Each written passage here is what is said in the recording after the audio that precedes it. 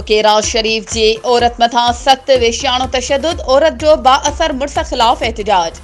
बुकेरा शरीफ दरगाह पाड़े जी रहवासण मिसमात नौशीन कमरानी संदस भेण ऐं माइटनि एहतजाज कंदे चयो आहे त टंडो आदम शहर जो रहवासी बासर जावेद खासकेली मूंखे ज़हर ॾेई मारण जी कोशिश कई, जॾहिं त 4 ॾींहं घर अंदर बंदि करे वेश्याणो तशद्दुद कंदो रहियो।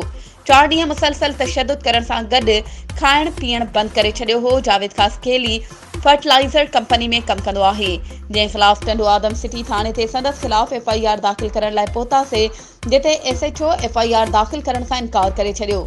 नौशीन कमरानी संदस भेण ऐं माइटनि एहतजाज कंदे DIG हैदराबाद खां मुतालबो कयो आहे त जवाबदार खे गिरफ़्तार करे कानून जे कटहरे में आंदो वञे ऐं असां सां इंसाफ़ कयो वञे।